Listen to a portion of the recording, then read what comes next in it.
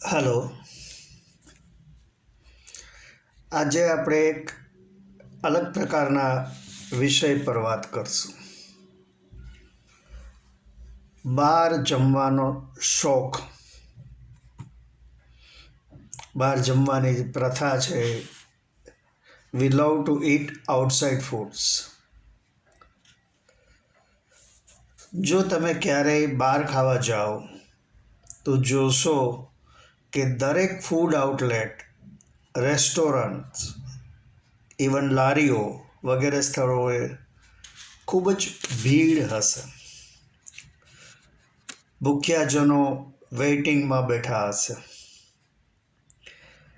એમ લાગશે કે જાણે લોકોએ ઘરે ખાવાનું બનાવવાનું જ છોડી દીધું.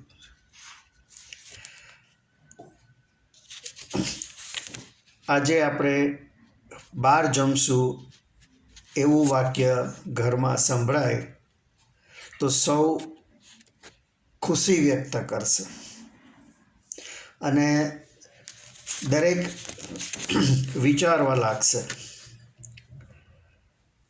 કે શું ખાશું. Gujarati thali, South Indian dishes,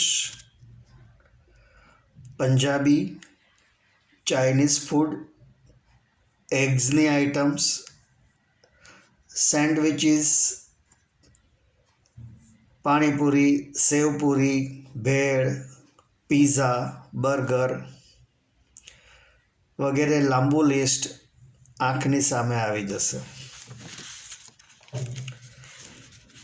બધાની ઈચ્છા સંતોષાય તેવી જગ્યા નક્કી કરવામાં આવશે. આજકાલ ફૂડ કોર્ટમાં અલગ અલગ પ્રકારની વાનગીઓના ઘણા બધા આઉટલેટ્સ હોય છે.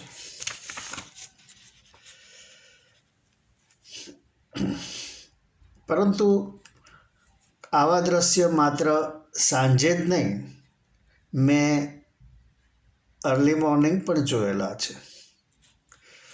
મોર્નિંગ વોક કરી લોકો બહાર સ્ટોલ્સ પર કારેલા, બીટ, ગાજર, મૂળા, લીલી હળદર વગેરેના જ્યુસ પીતા હોય છે. કોઈ સ્ટીમિંગ હોટ ઇડલી ખાતા હોય, કોઈ ફણગાવેલા કઠોળ ખાતા હોય, કોઈ બ્રેડ, બટર, આમલેટ, ચા, કોફી આવી અનેક આઈટમો મોર્નિંગ વોક પછી ખાતા લોકો જોવા મળે છે. આમ લાઇનબંધ સ્ટોલ્સ દરેક ધીકતો ધંધો કરતા જોવા મળે છે.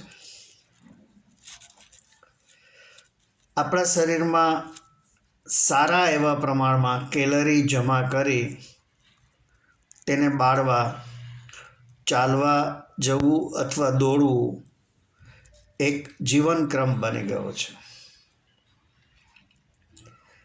Add calories and burn calories એ હેલ્થ ફોર્મ્યુલા પર જીવન ચાલતું જણાય છે. આપણા જીભના સ્વાદને ડ્રાઇવિંગ સીટ પર બેસાડી આપણે હાઇજીનને બેક સીટ પર બેસાડી દીધું છે. આપણે પ્રજ્વલિત આગમાં પાણી અને કેરોસીન બંને સાથે છાંટીએ છીએ. ઘરે આપણે શાકને ખૂબ ધોઈ, ખરાબ ભાગ કાઢી, વ્યવસ્થિત સમારી, ફ્રેશ તેલ અને ઉચ્ચ કોટીના મસાલા નાખી રાંધીએ છીએ. બહારના ખાવામાં આવું કાંઈ થતું નહીં હોય, પરંતુ મસાલાના સ્વાદમાં ગમે તેટલો વાસી ખોરાક સ્વાદિષ્ટ બની જતો હશે.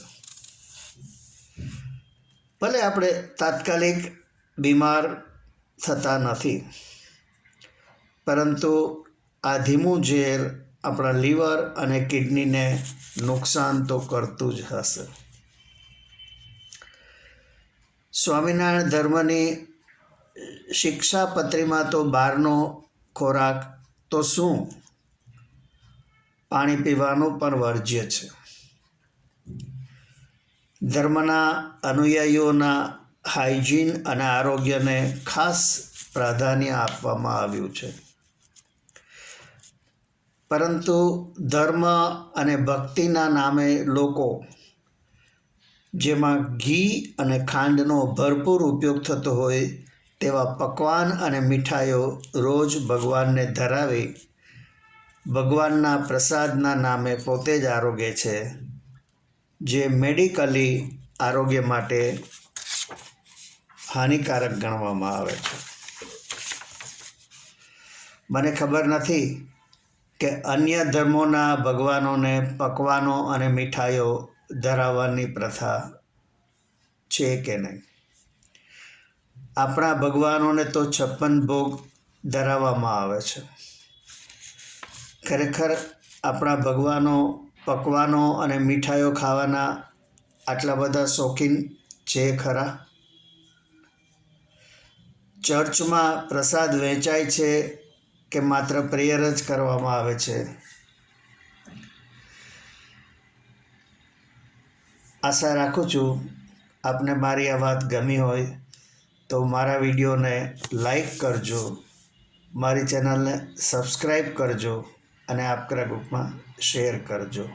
આભાર. આવજો.